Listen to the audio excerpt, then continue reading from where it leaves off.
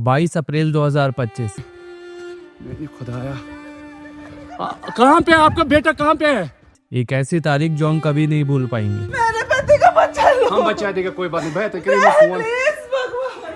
कश्मीर के पहलगाम में, जिसको हम मिनी स्विट्जरलैंड भी कहते हैं, जो कि इतना खूबसूरत है, एक भयानक टेररिस्ट अटैक हुआ। Please ask for help. We don't need Okay, don't worry, don't worry. You okay? You need a water, sir? Sir, we'll manage. Just Huh? ask for help. Okay, It's not short. first you give the hands water, Yes. drop of water, take a drop of water. हम आ रहे हैं, आप tension. 40 से भी ज्यादा लोग, जो कि मोस्टली इंडियन टूरिस्ट और हिंदूज थे, उसमें कुछ बाहर के भी थे जो कि वहां पर घूमने आए थे, नेचर का मजा लेने आए थे। लेकिन दोपहर के 2:50 पे वहां पे जंगल से 4 से 5 टेररिस्ट निकलते हैं,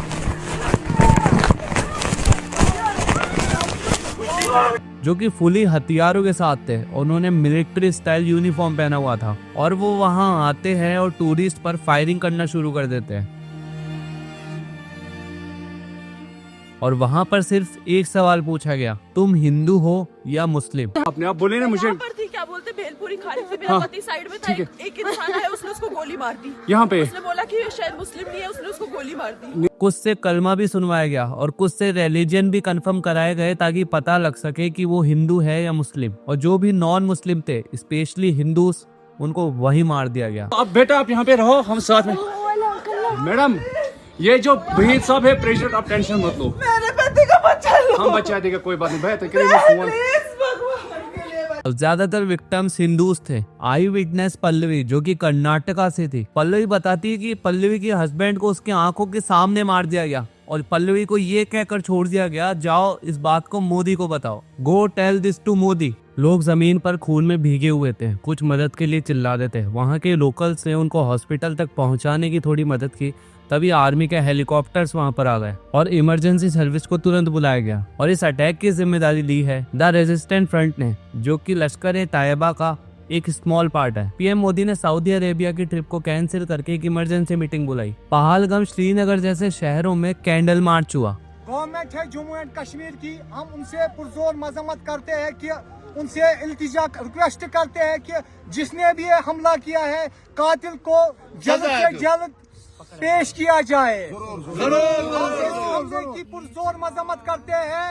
We want justice! We want justice! अगर हम विजुअल्स देखें तो क्या इन्हें सच में दुख था या फिर बस एक फॉर्मेलिटी कर रहे थे? हॉनेस्टली स्पीकिंग गाइज, मैं मुर्शिदाबाद में हुए रिसेंट अटैक पर वीडियोस बनाने वाला था और सोच रहा था कि इस तरह की वीडियो ना बनाऊं जिससे किसी कम्युनिटी को टारगेट किया जाए और हिंदू विक्टिम नैरेटिव को ज्यादा पुश ना करूं जिससे हेट बढ़े। लेकिन कश्मीर में ये सब डायरेक्ट देखने को मिल रहा है, जहां पर रिलीजन के बेस पर लोगों को मारा जा रहा है। और अब पूरे दिल से लग रहा है कि इंडिया में ही कुछ हिस्सों में हिंदूज ही सेफ नहीं है। कश्मीर हो या वेस्ट बंगाल, ये दोनों जगह ही इंडिया का पार्ट है, बट वहाँ पे इंडियन हिंदूज ही सेफ नहीं है। हम लोग अपने ही देश में इनसिक्योर फील कर रहे हैं। सोचो अगर ऐसा हो सकता है, अगर वहाँ पर 5 राजपूत मरते तो करनी सेना वहाँ पहुँच सकती थी, या फिर 5 दलित मरते तो भीम आर्मी वहाँ पर पहुँच जाती। लेकिन यहाँ हिंदू मरे तो शायद वीएसपी या बजरंग दल वो कुछ बोल सकते हैं, या फिर बागेश्वर धाम सरकार कुछ कहे, लेकिन कोई भी ग्राउंड पर नहीं जाएगा। सब अपनी जगह से ट्वीट करेंगे, केवल स्टेटमेंट देंगे, क्योंकि ये सारे पॉलिटिक्स का खेल है।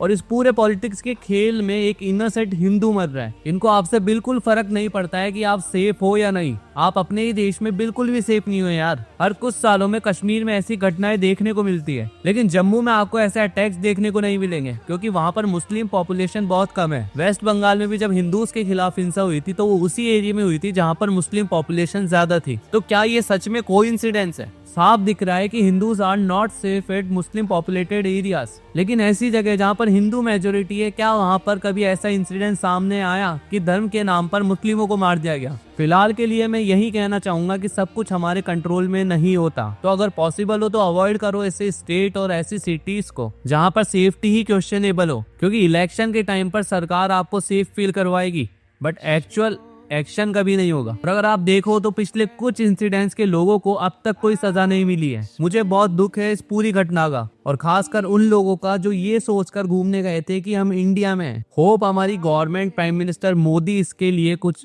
स्ट्रिक्ट एक्शन लेंगे। If this hurts you, it should, because the truth is suppose to hurt.